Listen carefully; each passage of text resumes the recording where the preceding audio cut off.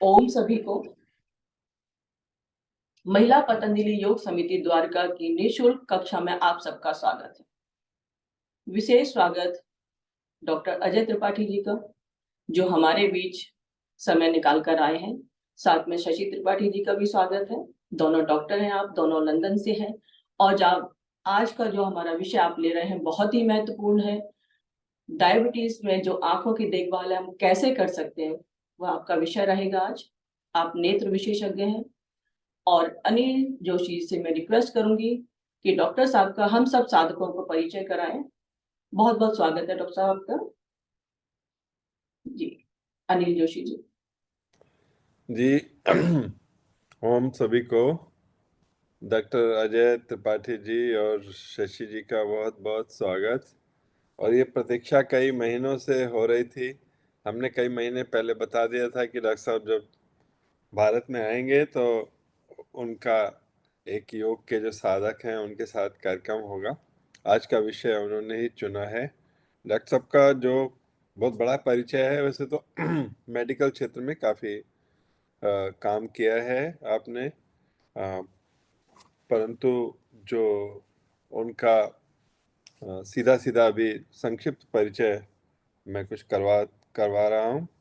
Doctor साहब ophthalmology जो विषय है यानी कि आइस का, उस विषय के डॉक्टर हैं। आपने रोहतक से एमबीबीएस किया, रोहतक से ही एमएस किया। और ये जो एफआरसीएस की जो डिग्रीज हैं इनकी, जो उसमें और विशेषज्ञता है वो ग्लासगो से, एडिनबरा से और लंदन से आपने की है। अभी बहुत सारे जिम्मेवारियां आपके पास इस समय हैं, जिसमें जनरल क्लिनिक भी है, स्पेशलिस्ट क्लिनिक भी है, सर्जरी भी है, एडमिनिस्ट्रेशन और मैनेजमेंट भी है, और विद्यार्थियों का भी मार्गदर्शन है। तो इतने अनुभवी डॉक्टर हम लोगों के यहाँ पर हर बार डॉक्टर आते हैं, परंतु बहुत कम समय ऐसा होगा जैसे डॉक्टर अजय त्रिपाठी जी जैसे डॉक्टर, और वो भी विदेश से आए हुए हैं हमारे बीच में। शशि जी का भी बहुत बहुत स्वागत है। और विशेष बात यह है कि डॉक्टर साहब बहुत ही बढ़िया इंसान है, सब लोगों की बहुत केयर करते हैं। इवन मैं भी जब बीमार हुआ था आज से 2 वर्ष पहले कोरोना में, 2-3 वर्ष पहले, तो विशेष रूप से आपने वहाँ से भी गाइडेंस देते रहे आप। और डॉक्टर कुंवर बेचैन जो आप जानते हैं कवि रहे, जब कोरोना में उनको भी समस्या हुई तो उनका भी आपने काफ़ी मार्गदर्शन किया। तो डॉक्टर साहब अपनी तरह से सब लोगों को यहाँ पर भी और वहाँ पर भी मदद करते ही रहे हैं।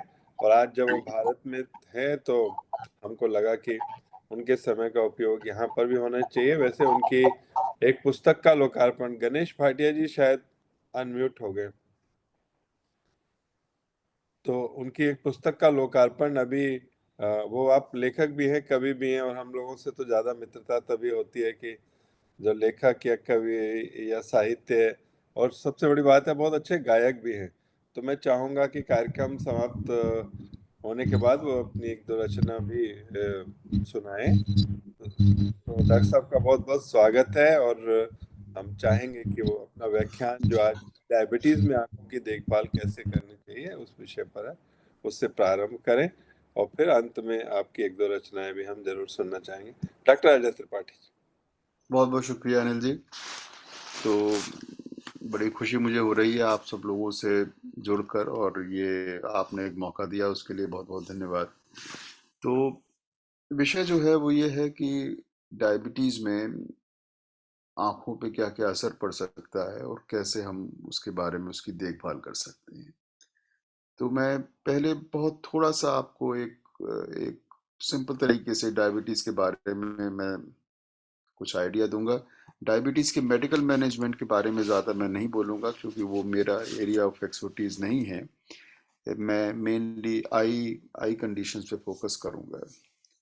तो अगर बहुत ही सरल तरीके से इसको समझने की कोशिश करें तो डायबिटीज़ में होता क्या है कि जो ब्लड है हमारा उसमें शुगर की मात्रा जो है वो बढ़ जाती है, और वो बढ़ी हुई मात्रा कई तरीके से शरीर को नुकसान पहुंचाती है।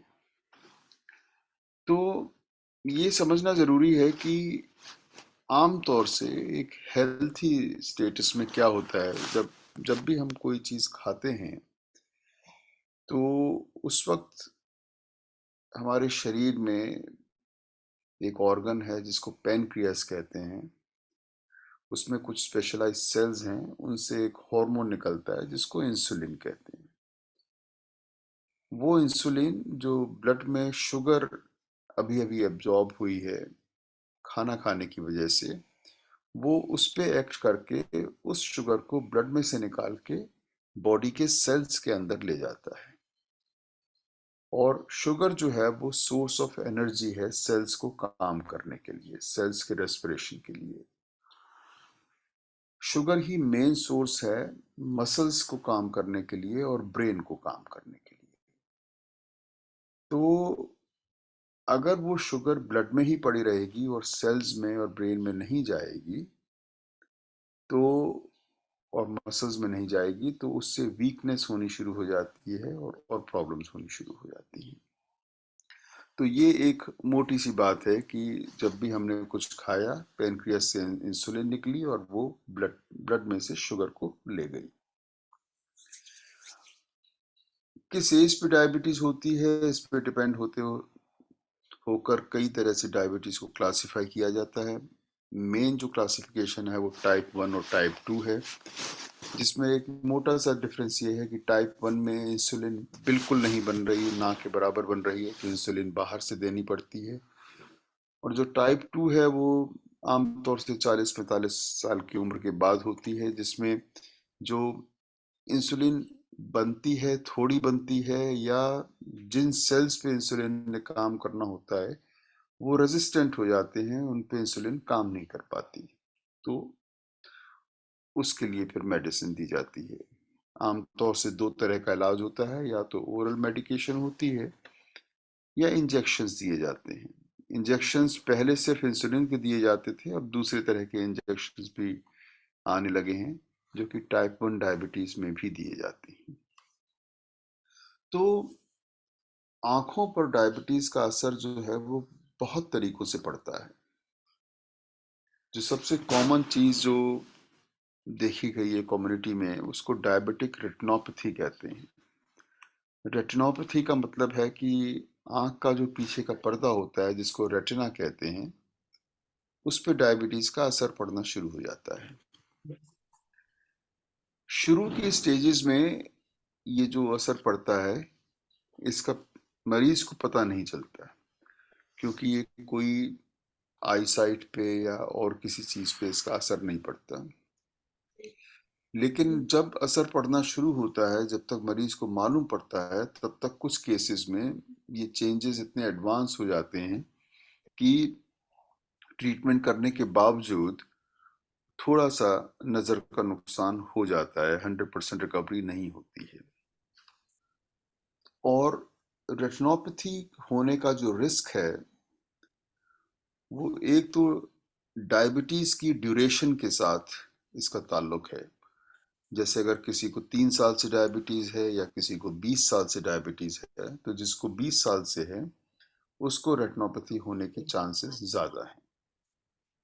इसके साथ ही डायबिटीज का कंट्रोल कैसा है उस पर भी डिपेंड करता है कि अगर एक ही ड्यूरेशन के दो पेशेंट हैं, दो मरीज हैं, दोनों को 10 साल से डायबिटीज है, एक की ब्लड शुगर अच्छे कंट्रोल में रही है, एक की नहीं रही है, तो जिसकी नहीं रही है उसको ये होने के और ज्यादा एडवांस होने का रिस्क होता है। तीसरी चीज होती है कि साथ में कोई और बीमारी तो नहीं है। जैसे अगर हाई ब्लड प्रेशर साथ में है या कोई किडनी की डिजीज है, तो उन लोगों को इसका रिस्क जो है वो ज्यादा रहता है। तो कहने का मतलब ये है कि इन सब चीज़ों को, रिस्क फैक्टर्स को अगर ध्यान में रखा जाए, तो डायबिटीज़ की ड्यूरेशन के बारे में तो कोई कुछ कर नहीं सकता, जब हो गई हो गई, जितने साल से है वो है। लेकिन हम क्या कर सकते हैं कि इसके कंट्रोल को मेंटेन बना के रखें, अपना हमेशा कंट्रोल में रहे। साथ में अगर हाई ब्लड प्रेशर है या किडनी की डिजीज़ है तो वो अच्छी कंट्रोल में रहे। और इसके साथ ही एक बहुत ज़रूरी चीज़ जो है वो ये है कि इस कंडीशन के लिए, क्योंकि जैसे मैंने पहले कहा कि सिम्टम्स नहीं होते शुरू में, कुछ भी मरीज को पता नहीं चलता, तो इसमें साल में एक बार कम से कम इसके लिए स्क्रीनिंग करनी बहुत ज़रूरी है। अब सवाल ये है कि ये स्क्रीनिंग कहाँ कराई जाए। अ, इंडिया में अभी जहाँ तक मेरा ख्याल है गवर्नमेंट की तरफ से कोई स्क्रीनिंग प्रोग्राम नहीं है जैसा हमारे यहाँ इंग्लैंड में है, लेकिन एडवाइजेबल ये रहेगा कि जो भी आपका फिजिशियन जो आपकी डायबिटीज़ की देखभाल कर रहा है, आमतौर से आजकल ये फिजिशियंस किसी आई सर्जन के साथ भी अपना लिएज करके रखते हैं, और साल में एक चेकअप आपका आई सर्जन के थ्रू होना चाहिए, जिसमें पीछे पर्दे की जांच पूरी होनी चाहिए। कहीं कहीं अच्छे क्वालिफाइड एक्सपीरियंस्ड ऑप्टिशियंस भी हैं जो ये स्क्रीनिंग प्रोग्राम में हिस्सा लेते हैं। तो इस बात की कोई कोई इम्पोर्टेंस नहीं है कि आप कहाँ करा रहे हैं, लेकिन हाँ ये ज़रूरी है कि साल में एक बार कम से कम आपकी स्क्रीनिंग होनी चाहिए, और वो स्क्रीनिंग की क्या रिपोर्ट है, डॉक्यूमेंटेशन क्या है, उसकी एक कॉपी आपके पास हमेशा होनी चाहिए। इसके जो शुरू के चेंजेस होते हैं, जिसको बैकग्राउंड डायबिटिक रेटिनोपैथी कहते हैं, उसमें कोई ट्रीटमेंट नहीं दिया जाता, सिर्फ ऑब्जर्व किया जाता है। लेकिन अगर ये बढ़ते हैं तो ये आंख के पीछे पर्दे में स्वेलिंग इसमें हो सकती है, फ्लूइड इकट्ठा हो सकता है, उसकी वजह से आपकी रोशनी पे असर पड़ सकता है, और ठीक टाइम पे ना इसका ट्रीटमेंट मिले तो परमानेंट डैमेज हो सकती है। उस स्टेज पे पहुंचते हैं जब मरीज, तो आमतौर से लेजर ट्रीटमेंट किया जाता है। लेजर ट्रीटमेंट ही अब तक मेन ट्रीटमेंट था इस कंडीशन का, लेकिन पिछले कुछ सालों से कुछ इंजेक्शंस आए हैं, जो इंजेक्शंस आंख के अंदर दिए जाते हैं, जिससे फ्लूइड को एकदम ड्राई कर दिया जाता है। अगर रेटिनोपैथी नहीं कंट्रोल की जाती है, स्क्रीनिंग नहीं की जाती है, इलाज नहीं किया जाता है, तो एक तो ये आँख के पर्दे को डैमेज फिजिकल तौर पे पहुंचाती है, जिससे रोशनी कम हो जाती है, और कुछ मरीजों में रेटिना की डिटैचमेंट भी हो सकती है, और दोनों ही कंडीशन में रोशनी का वापस आना बहुत ज़्यादा मुश्किल होता है। तो एक तो सारे डायबिटीज़ पेशेंट्स को ध्यान ये रखना है, जैसा मैंने पहले कहा, कि आपका डायबिटिक कंट्रोल अच्छा हो, डिसिप्लिन में रहें, मेडिसिन ठीक टाइम पे लें, और साथ में हाई ब्लड प्रेशर या किडनी की डिजीज है उसका ध्यान रखें, और रेटिनोपैथी के लिए स्क्रीनिंग जरूर कराएं साल में एक बार। एक और जो बड़ी इंपॉर्टेंट चीज है वो है आपका बॉडी वेट। ये देखा गया है जो लोग ओवर वेट हैं उनमें डायबिटिक का कंट्रोल जो है वो थोड़ा सा मुश्किल होता है, और इसलिए वेट लूज करने की सलाह दी जाती है। वेट लूज करने से डायबिटीज के कंट्रोल पे बहुत फर्क पड़ता है, दवाइयों की एफिकेसी पे बहुत फर्क पड़ता है। इसीलिए हेल्दी लाइफस्टाइल को बड़ी इम्पोर्टेंस दी गई है, रेगुलर एक्सरसाइज और डाइट पे ध्यान रखना। एक्सरसाइज जब हम करते हैं, वॉक करते हैं या रन करते हैं या कोई और दूसरी तरह की एक्सरसाइज करते हैं, तो मसल्स को ग्लूकोज की डिमांड होती है, शुगर की डिमांड होती है, और वो ब्लड में से उस शुगर को खींचती है। तो जैसा पहले डायबिटीज में कहा कि ब्लड में ज़्यादा होता है शुगर, उससे प्रॉब्लम होती है, और एक्सरसाइज करने से अगर वो शुगर मसल्स के अंदर, सेल्स के अंदर जाती है, तो ये अंदाज़ा लगाना बहुत आसान है कि एक्सरसाइज का कितना बेनिफिशरी रोल होता है डायबिटीज़ में। इसी तरह ये जो आप लोग जो मुहिम चला रहे हैं योगा की, ये इसमें एक बहुत इम्पोर्टेंट रोल प्ले करता है। इस योगा करने से भी ब्लड शुगर पे अच्छा कंट्रोल होने की रिपोर्ट्स हैं। हालांकि ये ट्रीटमेंट का रिप्लेसमेंट नहीं है, लेकिन ओवरऑल इससे बहुत ज़्यादा मदद मिलती है। कुछ वक्त पहले तक सिर्फ ये माना जाता था कि रेटिनोपैथी पे ही फोकस करते थे कि यही एक मेन आंखों पे पड़ने वाला इफेक्ट है, लेकिन हालांकि ये सच है कि ये सबसे कॉमन इफेक्ट है और इसका ध्यान रखना चाहिए, लेकिन कुछ और भी चीज़ें हैं जो डायबिटीज़ में हो सकती हैं। उसमें से रेटिनोपैथी के बाद जो सबसे कॉमन चीज़ है वो है आँख के पीछे जो पर्दे में ब्लड वेसल्स होती हैं उनकी ब्लॉकेज हो जाना। ब्लड वेसल्स जैसा आप सब लोग जानते हैं 2 तरह की होती हैं, आर्टरीज और वेन्स। ज़्यादा डिटेल्स में मैं नहीं जाऊँगा। तो वेन्स जो होती हैं उनका ब्लॉक हो जाना डायबिटीज़ में बहुत कॉमन है। इसको वेन ऑक्लूजन कहते हैं और ये 2 तरह का होता है, या तो कोई ब्रांच इफेक्ट हो जाती है या पूरी की पूरी जो मेन वेन है, सेंट्रल वेन जिसे कहते हैं, वो उसकी ब्लॉकेज हो जाती है। ये भी कंडीशन ऐसी है जिसमें कोई पेन नहीं होता मरीज को, लेकिन रोशनी कम हो जाती है। खास तौर से जो सेंट्रल वेन का जो ऑक्लूजन होता है उसमें आम तौर से क्या होता है कि जब मरीज सो के उठता है सुबह, तब उसे एहसास होता है कि एक आंख से बहुत कम दिखाई दे रहा है, कोई दर्द नहीं हुआ, कोई कुछ नहीं हुआ, और बहुत ज्यादा धुंधली हो जाती है रोशनी अगर आप दूसरी आंख से कंपेयर करें। और अगर ये माइनर लेवल पे होता है, किसी ब्रांच में होता है, तो आमतौर से क्योंकि हम दोनों आंखें खोल के अपने काम करते हैं, तो एक आंख में थोड़ी सी रोशनी अगर कम होती है तो वो आमतौर से मरीज को पता नहीं चलता, क्योंकि दूसरी आंख कंपनसेट कर रही होती है।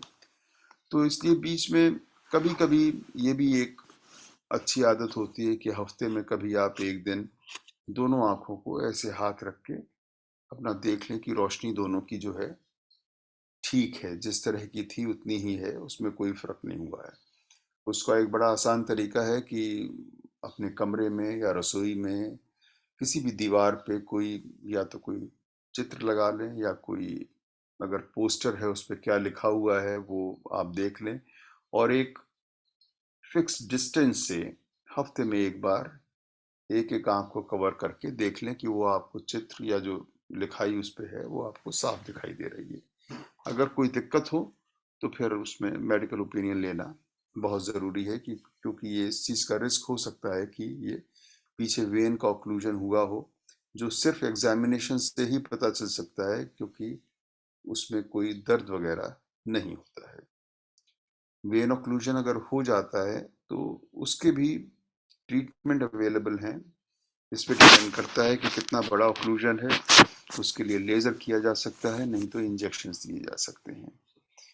वेन का ऑक्लूजन भी उन लोगों में ज़्यादा होता है जो डायबिटीज़ होने के साथ साथ या तो जिनको हाई ब्लड प्रेशर है, या जो स्मोकर्स हैं, अल्कोहल की कंजम्पशन ज़्यादा है, और यही सारे रिस्क फैक्टर्स मिलके डायबिटिक पेशेंट्स में हार्ट डिजीजेस को और स्ट्रोक के लिए ज़्यादा रिस्क बढ़ाते हैं। डायबिटीज़ का होना ही अपने आप में कार्डियोवैस्कुलर रिस्क है एक। इन मरीजों को हार्ट की प्रॉब्लम होने के और ब्रेन में स्ट्रोक होने का रिस्क बहुत ज़्यादा होता है। और जो भी डायबिटीज़ के साथ साथ रिस्क फैक्टर जुड़ता चला जाता है तो वो रिस्क कई गुना होता चला जाता है। अगर डायबिटीज़ के साथ साथ आप हैवी स्मोकर हैं, या हैवी अल्कोहल इनटेक है, ओवरवेट है, लाइफस्टाइल आपका एक्टिव नहीं है, अगर हाई ब्लड प्रेशर है, किडनी की डिजीज है, तो इन सब चीज़ों से कई गुना हो जाता है हार्ट डिजीज का और स्ट्रोक का रिस्क। तो इसलिए बहुत ज़रूरी है कि इन सब चीज़ों का कंट्रोल बेहतर हो, इनकी प्रिवेंशन हो। कुछ चीज़ें तो हमारे हाथ में हैं, डायबिटीज़ का होना ना होना तो हमारे हाथ में नहीं है, लेकिन उसको कंट्रोल करना हमारे हाथ में है। ब्लड प्रेशर को कंट्रोल करना हमारे हाथ में है, स्मोकिंग और अल्कोहलिज्म के जो फैक्टर्स हैं वो हमारे हाथ में हैं, और साथ में अपने वेट को कंट्रोल करना, हेल्दी लाइफस्टाइल मेंटेन करना, ये भी बहुत ज़रूरी है। एक और चीज़ जो बड़ी कॉमनली डायबिटिक पेशेंट्स में हो जाती है, आमतौर से 50 से 60 साल के बाद, वो है कि जो छोटी नर्व्स होती हैं आँख की, जो आँख की मसल्स को सप्लाई करती हैं, उनमें प्रॉब्लम हो जाती है। जो नर्व्स मसल्स को सप्लाई करती हैं, तो ये मसल्स रिस्पॉन्सिबल हैं हमारी आंखों की मूवमेंट्स के लिए।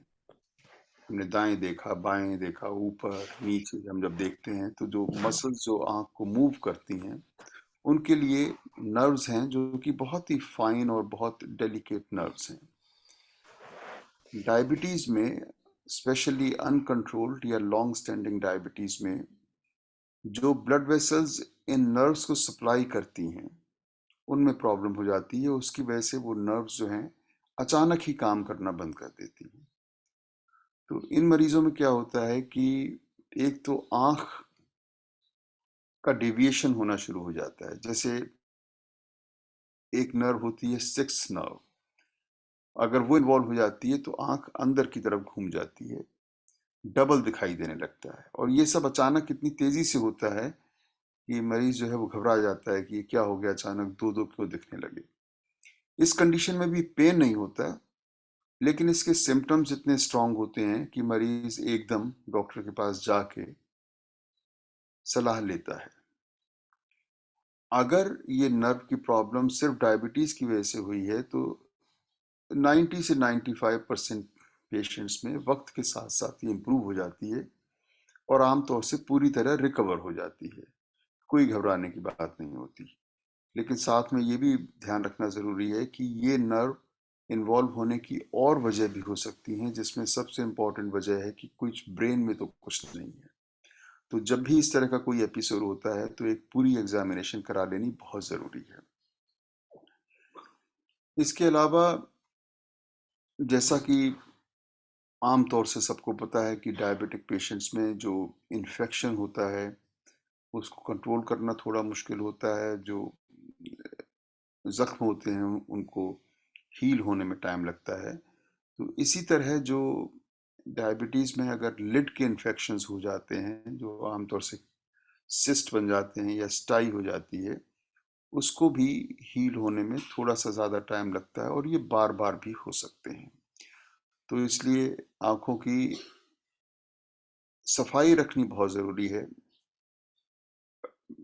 बहुत अच्छी प्रैक्टिस है कि आप जब सुबह उठते हैं या और रात को सोते वक्त फेस को धोना, आंखों के आसपास लिड्स को बिल्कुल साफ रखना बहुत ज़रूरी है। इन्फेक्शन हो जाए तो एंटीबायोटिक थोड़ा जल्दी शुरू करना ज़रूरी है।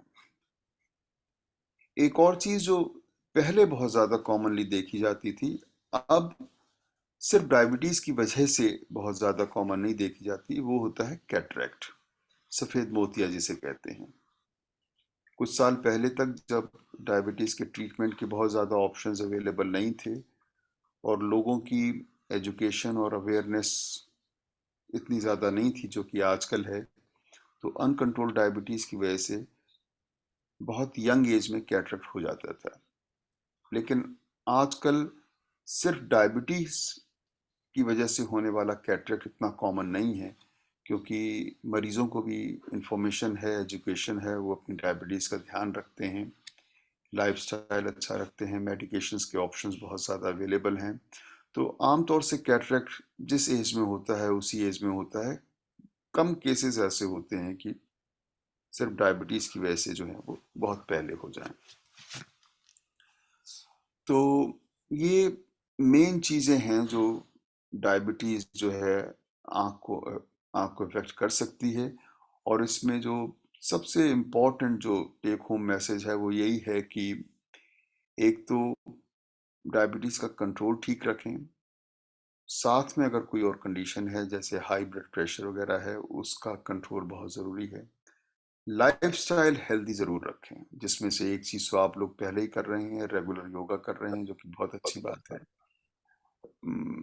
वॉक करना, थोड़ा सा रन करना, किसी भी तरह की एक्सरसाइज बहुत अच्छी है।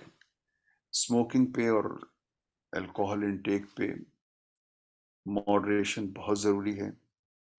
और regular screening, specially diabetic retinopathy के लिए साल में एक स्क्रीनिंग करानी बहुत ज़रूरी है। और उस अगर हो तो ठीक वक्त पे उसका इलाज करना बहुत ज़रूरी है। तो अगर मैं संक्षिप्त में अगर आपसे कहूँ, नटशेल में कहूँ, तो ये मेन चीज़ें हैं जो डायबिटीज़ जिस तरीके से आँख पे असर करती है और कैसे आप इसका देखभाल कर सकते हैं। तो अगर आप कुछ पूछना चाहें तो मैं आपके लिए हाजिर हूँ। जी बहुत बहुत शुक्रिया डॉक्टर साहब।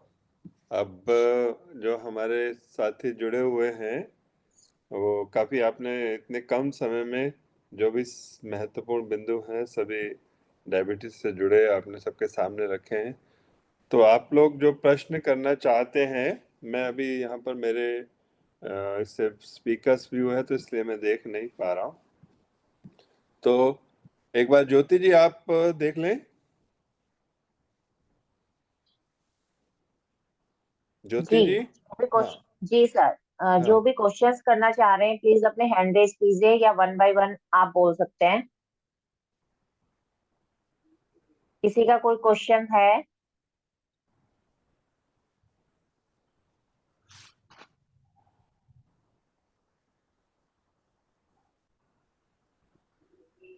जी सर, एक एक क्वेश्चन मेरा है। जैसे आजकल दिल्ली में तो सर आप देख ही रहे हैं, पॉल्यूशन इतना जबरदस्त है और शाम तक यदि हम लोग घर आते हैं तो काफी आंखों में जलन सी रहती है। तो इसके लिए भी फेस वॉश के अलावा भी कुछ और चीजें हम इसमें कर सकते हैं या? हाँ, देखिए, पोल्यूशन एक अलग चीज है। वो डायबिटीज से उसका कोई सीधा संबंध नहीं है, लेकिन हाँ, आप सही कह रहे हैं। पोल्यूशन की वजह से आंखों में जलन होना, ड्राइनेस हो जाना, ये बहुत कॉमन सी चीज है। तो इसके लिए एक तो इम्पोर्टेंट चीज ये है कि आप जब आए तो अपने साफ कर लें आंखों को। पॉल्यूशन की वजह से जो ड्राइनेस होती है वो शुरू से,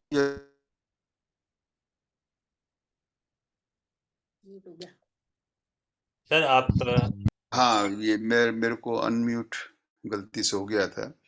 तो एक तो आंखों में ड्राइनेस बहुत ज्यादा हो जाती है पॉल्यूशन की वजह से। तो उसके लिए केमिस्ट शॉप्स पे over the counter artificial tear drops available होती हैं, जो आमतौर से बहुत अच्छी होती हैं।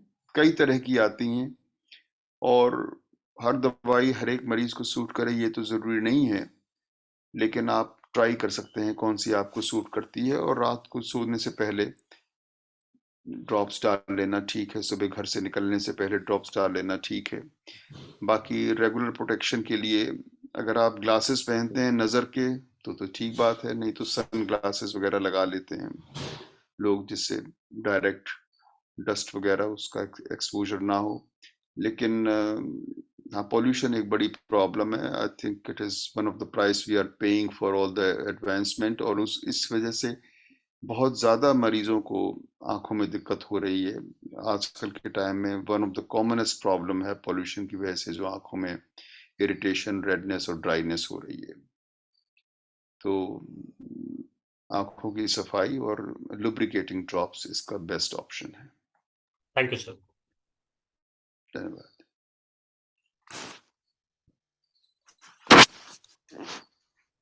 और कोई साधक जो अपने क्वेश्चन रखना चाह रहे हैं? जी कर्नल सर।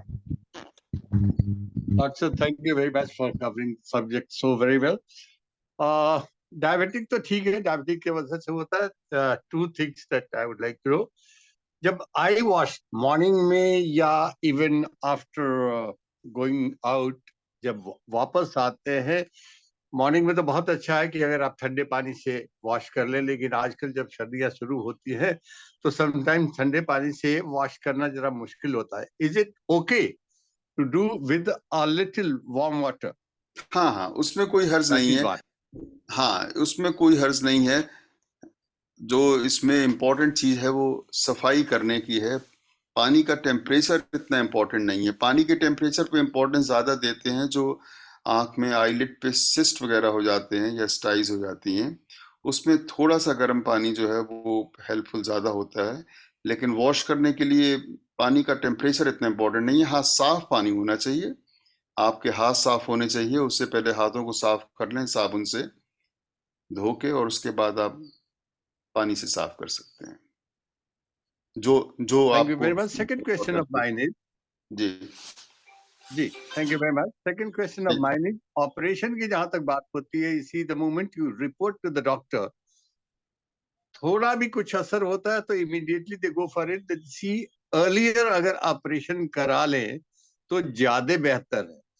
नाउ जी प्रॉब्लम इज दैट इसे even I am suffering from that eyesight का प्रॉब्लम तो बहुत दिनों से है, हम चश्मा भी लगाते हैं, और जी ऑपरेशन जो है पिछले 10 साल से लोग मेरे को एडवाइस कर रहे हैं, which I am not doing it. काम मेरा चल रहा है, कभी कभी जब रीडिंग करते हैं, बुक रीडिंग जब होती है, computer I have no problem, लेकिन बुक रीडिंग होती है तो कभी कभी वो बाद में थोड़ी मुश्किल पड़ने लगती है, लिटिल लेटर। वुड जी you advice for that, operation और अदरवाइज? ये इंटरेस्टिंग सवाल है और मुझे समझ नहीं आता कि किस तरह से इसका जवाब दूं, क्योंकि उस स्टेज में नहीं पहुंचना चाहता मैं जो आमिर खान साहब पहुंच गए थे सत्यमेव जयते में कहने के बाद। लेकिन हकीकत यह है कि इंडिया में जो हेल्थ सर्विसेज हैं वो मोस्टली प्राइवेट सेक्टर ड्रिवन है, और प्राइवेट सेक्टर ड्रिवन सर्विसेज होने की वजह से उसमें इकोनॉमिक्स जो फैक्टर है बहुत इंपॉर्टेंट रोल प्ले करता है। सही है या गलत है मैं ये नहीं कह रहा, लेकिन ये एक इम्पॉर्टेंट फैक्टर है। इसलिए मैंने भी ये टेंडेंसी देखी है, कई बार मेरे दोस्त या रिलेटिव्स जो हैं वो यहाँ से फ़ोन करके मुझसे बात करते हैं। तो इसमें समझने की बात यह है कि कैटरेक्ट ऑपरेशन एक तो अर्ली या लेट ऑपरेशन में कोई फर्क नहीं पड़ता, कि आप जितना जल्दी करा लें उतना अच्छा है, नहीं। कैटरेक्ट ऑपरेशन कब कराना है ये फैसला करने का हक सिर्फ मरीज को है, और वो मरीज कैसे फैसला करता है कि उसकी डे टू डे एक्टिविटी में कैटरेक्ट उसको अफेक्ट कर रहा है या नहीं कर रहा है, उसके लाइफस्टाइल को, उसकी क्वालिटी ऑफ लाइफ को अफेक्ट कर रहा है या नहीं कर रहा है। अगर आप पढ़ पा रहे हैं ठीक तरह, अगर आप ड्राइव कर पा रहे हैं, आपको नॉर्मल एक्टिविटी में कोई प्रॉब्लम नहीं है, तो there is no need to rush for surgery. क्योंकि एक चीज ध्यान रखनी बहुत जरूरी है, हालांकि कैटरेक्ट बहुत कॉमनली परफॉर्म्ड ऑपरेशन है, बहुत सक्सेसफुल ऑपरेशन है, सक्सेस रेट्स इसके 95 से 98% हैं, लेकिन तो भी कभी कभी इसमें कॉम्प्लिकेशंस होती हैं। आप ऐसी स्टेज में नहीं होना चाहते जहां आपको ऑपरेशन की जरूरत नहीं थी, आपने ऑपरेशन करा लिया, कोई कॉम्प्लिकेशन हो गई और अब सिचुएशन पहले से खराब है। तो ऑपरेशन का फैसला आपने लेना है जब आप समझते हैं कि आपको जरूरत है, आप स्ट्रगल कर रहे हैं। इसके कुछ एक्सेप्शंस हैं।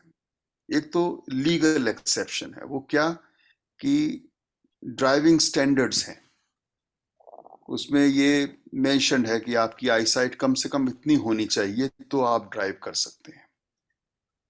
उसमें अगर प्रॉब्लम हो रही है तो आपकी आईसाइट अगर कम हुई है तो आप लीगली कवर्ड नहीं है ड्राइव करने के लिए। एक वो सिचुएशन है जहां डॉक्टर आपको एडवाइस कर सकता है कि अगर आप ड्राइव करते हैं तो अब आपका विजन उस लेवल पे पहुंच गया है कि चाहे आपको रेगुलर अपने रूटीन वर्क में अफेक्ट ना कर रहा हो, लेकिन ये आपकी ड्राइविंग के स्टैंडर्ड्स के हिसाब से लीगली ठीक नहीं है। तो एक तो वो सिचुएशन है। दूसरी सिचुएशन क्या है कि जब डायबिटीज हो जाती है और कैटरेक्ट उसमें बन रहा है, तो कैटरेक्ट की वजह से पीछे पर्दे की जांच करने में मुश्किल होती है।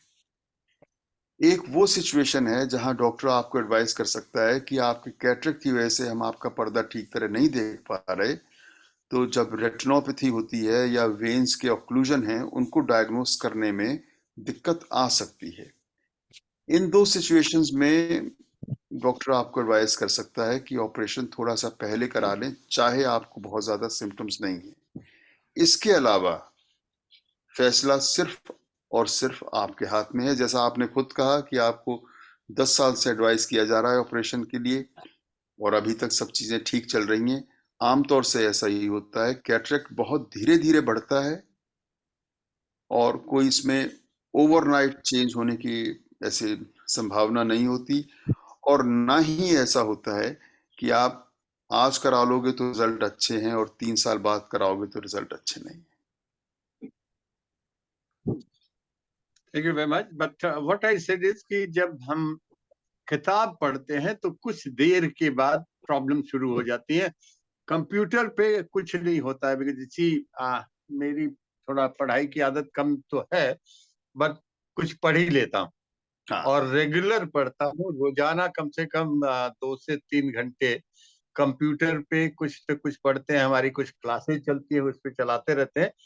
But when I refer to the book के में प्रॉब्लम होती है। कुछ देर के बाद थोड़ा ब्लड सा शुरू हो जाता है। I feel difficult to read that book. तो दोबारा आंख मसल करके और फिर मैं शुरू हो जाता हूँ। दैट इज वेयर आई आपके गेट। आपके स्टेटमेंट में ही आपका जवाब छुपा हुआ है। जी। अगर कैटरेक्ट है ना, तो कैटरेक्ट की वजह से विजन हमेशा ब्लर्ड रहेगा। ओके। कैटरेक्ट का विजन ऐसा नहीं होता कि अभी ठीक है, 1 घंटे बाद ब्लरिंग होनी शुरू हो गई। जब आप किताब पढ़ना शुरू करते हैं तब आपको साफ दिख रहा होता है, इसका मतलब कैटरेक्ट आपके विजन को अफेक्ट नहीं कर रहा। अब कुछ वक्त बाद आपको ब्लरिंग क्यों होती है, उसकी वजह मैं आपको बताता हूँ। 2-3 पॉसिबिलिटीज हैं।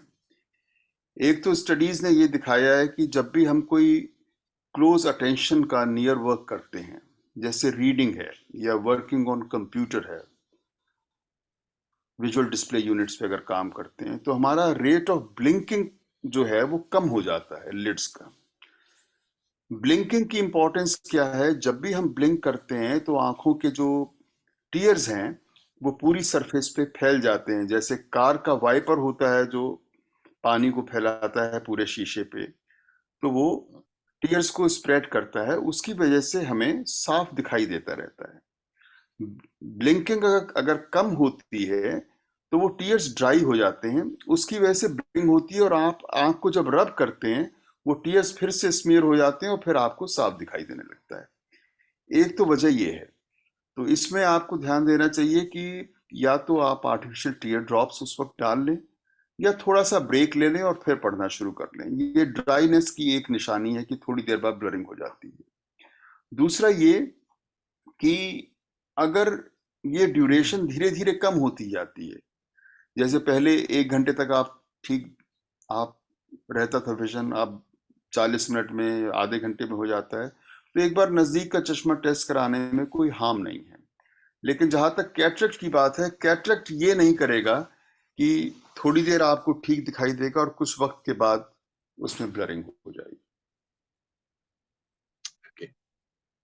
Thank you very much. Thank you doctor. Thank you.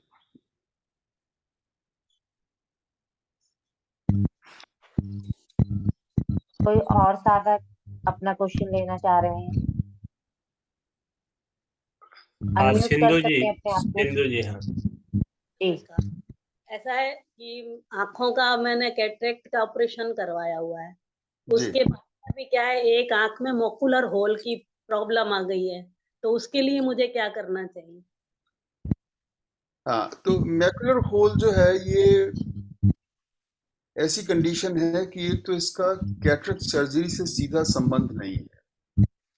तो इसमें ये समझने की जरूरत नहीं है कि कैटरेक्ट कराया है उसकी वजह से मैकुलर होल हो गया है। मैकुलर होल होने के 2-3 मेन वजह होती है, जिसमें एक जो सबसे कॉमनली देखी जाती है उसको कहते हैं इडियोपैथिक मैकुलर होल। इडियोपैथिक का मतलब होता है कि होल हो गया है, इसकी वजह कोई आंख में दिखाई नहीं दे रही कि ये क्यों हुआ है, अपने आप ही हो गया है। आमतौर से ऐसा होता है।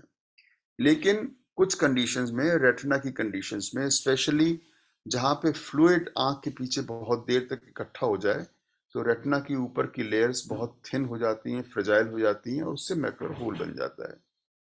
मैकुलर होल किस स्टेज पे है इस पे डिपेंड करता है कि क्या उसका इलाज है।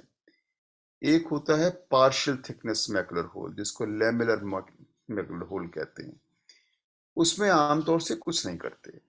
एक होता है फुल थिकनेस मैकुलर होल, जिसमें पूरी की पूरी लेयर्स रेटिना की इन्वॉल्व हो जाती हैं। और इसमें क्या है कि आपको सेंटर में, आपका जो विजन है उसके सेंटर में आपको एक ब्लैक स्पॉट या चीजें मिस्ट दिखाई देती हैं। आप अगर पढ़ने की कोशिश करेंगी तो कोई शब्द आपको गायब दिखेंगे या वहां पे ब्लैक होल सा दिखेगा। तो इस पे डिपेंड करता है कि आपका विजन कितना है और आपकी विजुअल नीड्स कितनी है। क्योंकि दूसरी आंख में अगर बिल्कुल ठीक है, विजन बहुत अच्छा है, तो और आपका प्रोफेशन बहुत फाइन विजन को रिक्वायर नहीं करता, या तो प्रोफेशन की वजह से, या आप जैसे आर्टिस्ट हैं या कैलीग्राफर हैं, और या लीगल प्रोफेशनल रिक्वायरमेंट्स हैं जैसे एयरलाइंस के पायलट्स वगैरह हैं और आर्मी है। अगर उस तरह का कंपल्शन नहीं है और सिम्टम्स बहुत ज़्यादा नहीं है तो आमतौर से ट्रीट नहीं किया जाता, क्योंकि ये और कोई प्रॉब्लम नहीं करता। लेकिन अगर विजन बहुत ज़्यादा अफेक्ट हो गया है और आपको डे टू डे लाइफ में प्रॉब्लम दे रहा है, तो इसका इलाज है, मैकुलर होल सर्जरी की जाती है। थोड़ी सी डिफिकल्ट सर्जरी है,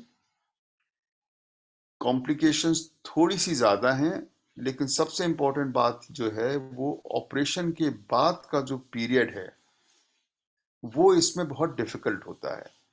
उसमें मरीज का कोऑपरेशन बहुत ज़रूरी है, क्योंकि आमतौर से मैकुलर होल का ऑपरेशन जब किया जाता है तो आंख में गैस का बबल एक छोड़ा जाता है और आपको एक स्पेशल पोजीशन मेंटेन करने के लिए कहा जाएगा, जिसमें जैसे सिर नीचे करके बैठना या लेटना 24 घंटे में से कम 20 घंटे, शुरू के 3 हफ्ते तो सिर्फ आप खाते वक्त और जो ज़रूरी काम है उस वक्त ही उठ सकती हैं, बाकी टाइम आपको सिर नीचे करके ही बैठना पड़ेगा, जो कि हर आदमी के लिए प्रॉब्लम नहीं है।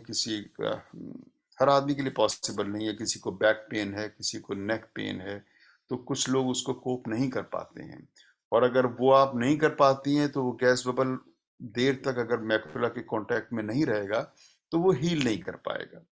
तो ऐसे मरीजों को गैस बबल नहीं डालना चाहिए। उसके दूसरे तरीके हैं, लिक्विड्स डाले जाते हैं, ऑयल्स डाले जाते हैं। तो आपका आपके डॉक्टर से जो डिस्कशन है वो बड़ा इंपॉर्टेंट है। डॉक्टर का फर्ज ये है कि वो आपको ये बताए कि ऑपरेशन के बाद आपसे क्या एक्सपेक्टेड है। आपका फर्ज ये है कि आप ये ईमानदारी से बता सकें और अपने आप से सवाल पूछ सकें कि आप ये कर पाएंगी या नहीं कर पाएंगी, क्योंकि ऑपरेशन कराना और फिर उसका सक्सेसफुल ना होना अच्छी सिचुएशन नहीं है।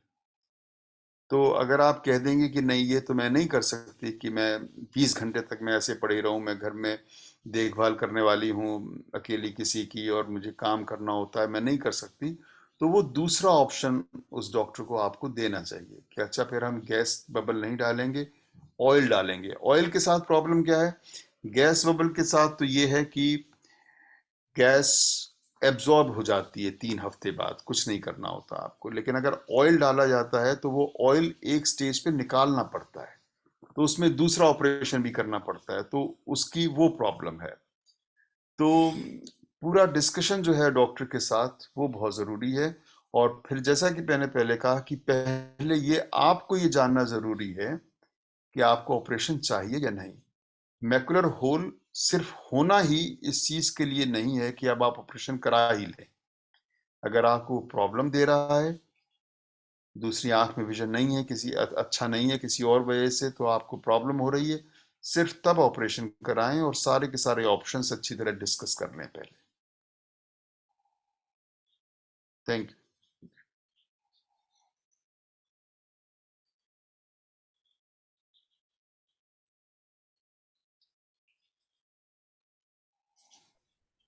कोई जी और सारा क्वेश्चंस करना चाह रहे हैं? क्वेश्चंस हैं जिनके, तो प्लीज करें।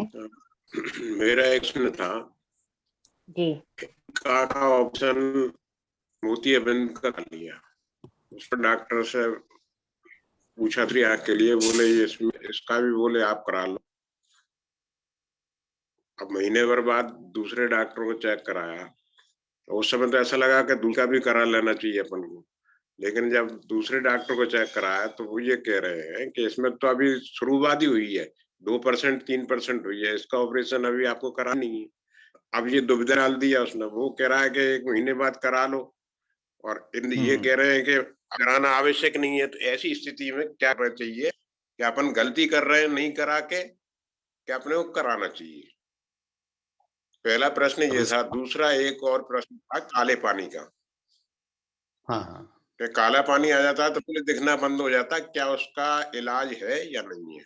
जी, पहला सवाल जो आपका है कि कोई कहता है करा लो, कोई कहता है नहीं करा लो, तो इसका मैं आपको अगर सिंपल सा एग्जांपल दूं, इलेक्शन का टाइम आता है, एक पार्टी वाले कहते हैं मुझे वोट दो, दूसरी पार्टी वाले कहते हैं मुझे वोट दो, लेकिन वोट आपके हाथ में है, आप किसको देना चाहते हैं। कैटरेक्ट का ऑपरेशन कराना सिर्फ आपके हाथ में है। अगर आपको तकलीफ हो रही है, और वो तकलीफ क्या होगी, कैटरेक्ट पेन नहीं करेगा कुछ भी, उससे सिर्फ विजन कम होगा।